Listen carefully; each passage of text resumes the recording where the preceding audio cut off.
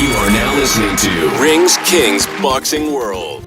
You're now rocking with Ring Kings Boxing, fam. This Big Q chiming in this episode of Ring Kings Boxing. Hit the like button, hit the subscribe button, hit the share button, and make Ring Kings Boxing one of your favorite boxing podcasts. I'm chiming in on this episode of Ring King Boxing, Jermell Charlo versus Tim Tszyu in January of 2023. How do you feel about that, family? We got some boxing here as we go right into the boxingnews24.com site covering it. On the scoop, Robert Segal says that, talking about it, Tszyu is excited about hearing the news from his undisputed 154-pound champion Charlo that the two will be fighting on January the 28th in the U.S. Now, the WBO mandatory Tszyu is 21-0 with 15 knockouts. Said he's going to go over to the U.S. for the training camp, and he'll be 100% ready to rip away the four belts from the grumpy, as they call him, Charlo's 35-1-1 with 19 knockouts. Tszyu notes that Jermell is always angry like an old man. Well, let me tell you something, Tszyu. You call it angry like an old man, but listen, I done charted the Charlos, man, Jamal and Jermell, and they do have a right to be what they call it grumpy. It's really a bit of upsetness because a lot of these brothers, like the Charlos, are not getting their respect.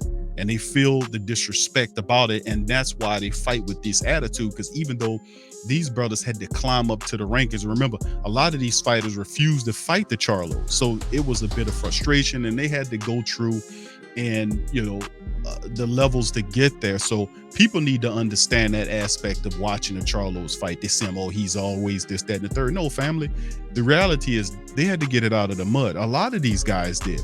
A lot of these fighters would not fight the Charlos. Ultimately, they did get the title shot later on, and they took advantage of it where they were able to obtain the belts. But yeah, they always, even though they're champions, they're always fighting for respect. And to be honest with you, the Charlos are emotional brothers. So you can see they're not really people that's like hide their emotions. Everything's on their shoulders, is on their sleeve. You can see how they feel.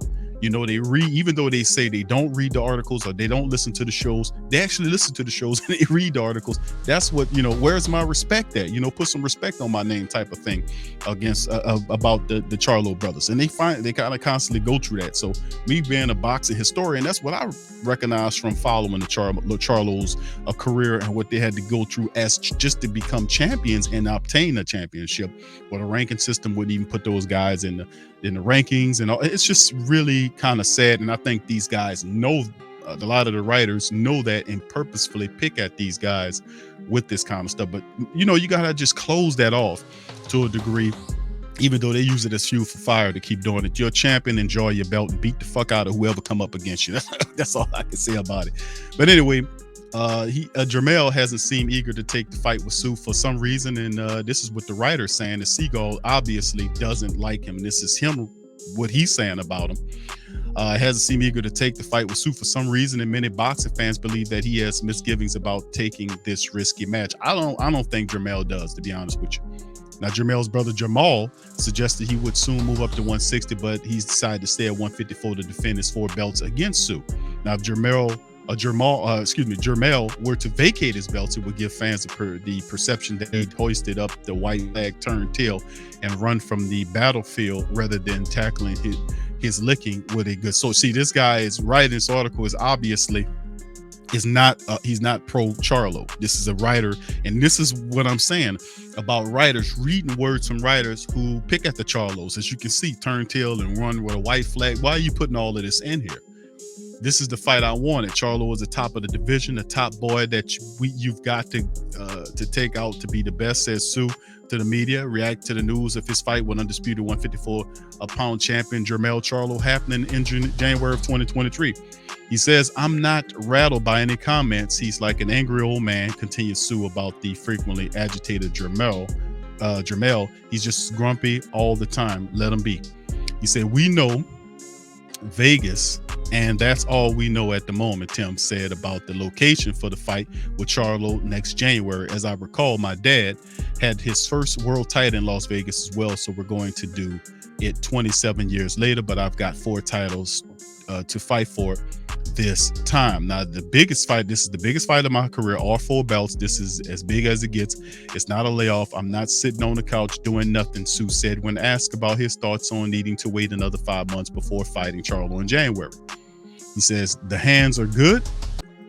It's a gradual, slow process, but they're going to be good. All that matters is the 28th of January. They're going to be all good. There are a few boys that we're talking to, but they're going to be top level sparring.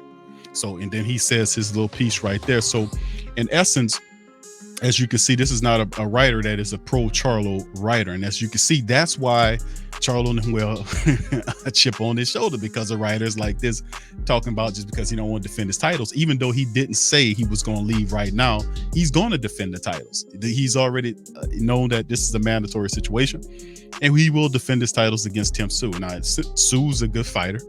You know, the last guy dropped him, but the reality is he got up and won the fight. But Charlo's a different type of fighter, man. That's why he has all of the belts in this class. I'm not saying Tim Tszyo won't make it a good fight, because he's a guy that could take a punch and he's active in the ring. And the thing about Tim Tszyo is he's a really good body puncher, but so is Charlo. And one thing about the Charlos that a lot of people just that they keep underestimating is the jabs. It's shotgun jabs that these guys have. They've trained themselves to turn the jab into a weapon. And that's when you fight a Charlo, you got to be mindful of is that the jab could hurt you. So Tszyu is talking a lot of stuff and he's calling him a grumpy old man, but he's feeding into that fire. You don't want to feed that fire. You just keep your goddamn mouth shut, you know, shake your head and go to the fight and handle your business. But don't stir up them guys as much as you could, as much as they already are stirred up. Don't give them a reason to whoop your ass even more. But anyway, I want you guys to chime in and let me know. Some people like the Charlos, some people don't like the Charlos. You put in the comment section. You guys tell me, what do you think about this fight? How do you think this fight ends out? Do you think Jermell Charlo smashes Tim Tszyo to the ground? Do you think Tszyu wins the fight against him?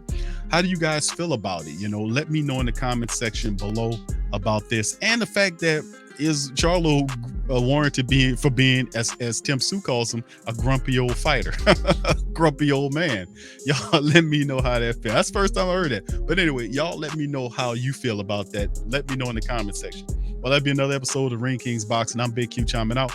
Appreciate you guys. Please hit the like button, hit the subscribe button, hit the share button, and make Ring Kings Boxing one of your favorite boxing shows. I'm gonna let you guys later. Peace. Subscribe now and make Ring Kings Boxing your source for all the latest fight news.